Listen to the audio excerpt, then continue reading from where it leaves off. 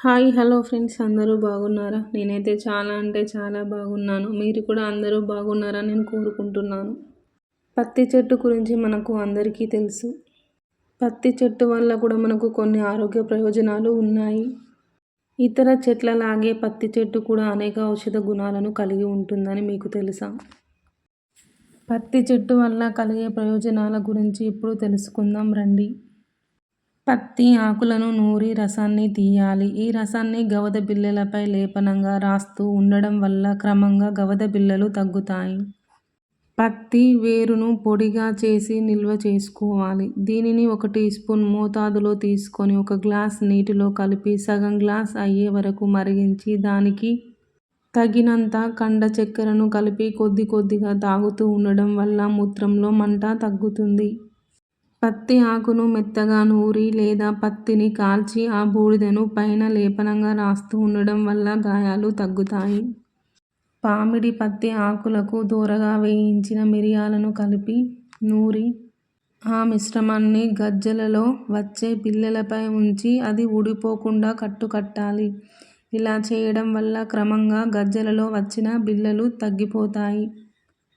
10 గ్రాముల పత్తి పువ్వులను 1 గ్లాస్ నీటిలో వేసి బాగా నలిపి వడకట్టి తగినంత కండ చక్కెరను కలిపి ఆ నీటిని 2 భాగాలుగా చేసి 2 పూటలా తాగిస్తే పిచ్చి చేష్టలు తగ్గి మామూలు స్థితికి వస్తారు.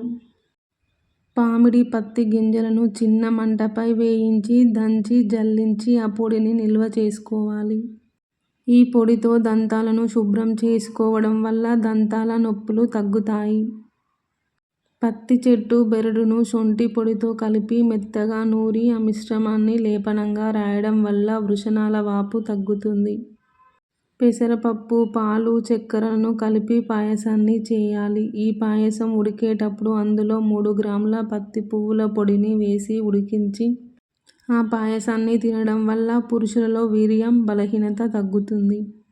బహిష్టు ఆగిన స్త్రీలు 20 గ్రాముల పామిడి పత్తికాయలను తీసుకొని దంచి 1/2 లీటర్ నీటిలో వేసి సగం అయ్యే వరకు మరిగించి దానికి 20 గ్రాముల పాత బెల్లాన్ని కలిపి రోజు ఉదయం పరిగడుపున తాగాలి. ఇలా తాగిన గంట వరకు ఏమీ తినకుండా ఉండాలి. ఇలా చేయడం వల్ల స్త్రీలలో ఆగిన బహిష్టు మరలా వస్తుంది.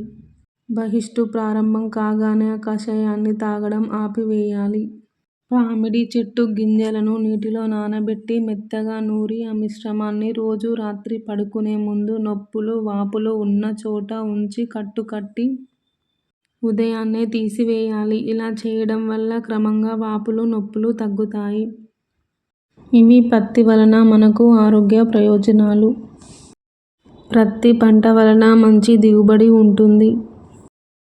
ప్రత్తి అనేది మెత్తని మృదువైన దారముగా ఆవగల పీచు పదార్థము. నూలును తయారు చేయుటకు ఉపయోగించే ప్రత్తి లేదా పత్తి దూది ఈ మొక్కల నుండి లభిస్తుంది. ఇది వాటి విత్తనాల చుట్టూ ఒక బంతిలాగా ఏర్పడుతుంది.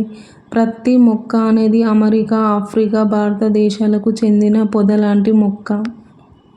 ఇది ఉష్ణ, సమశీతోష్ణ మండలాల్లో మాత్రమే పెరిగే మొక్క. ఈ మొక్క పీచును వడికి దారాలుగా చుట్టి గుడ్డలు నేయడానికి వాడతారు. ప్రపంచంలో గుడ్డలు నేయడానికి అత్యధికంగా వాడబడే ప్రకృతి సహజమైన పీచు పదార్థము. ఇలా నేసిన గుడ్డ మృదువుగా గాలి ఆడేటట్లు ఉంటుంది. ప్రత్తిని వస్త్ర పరిశ్రమలో అనేకమైన ఉత్పత్తులు తయారు చేయడానికి ఉపయోగిస్తారు. ముఖ్యంగా టెర్రీ క్లాత్ అంటే బాగా నీళ్లు పీల్చుకునే తుండుగుడ్డలు, దుస్తులు తయారు చేస్తారు. నీలం జీన్స్ తయారీకి కావలసిన డెనిమ్ గుడ్డను తయారు చేస్తారు.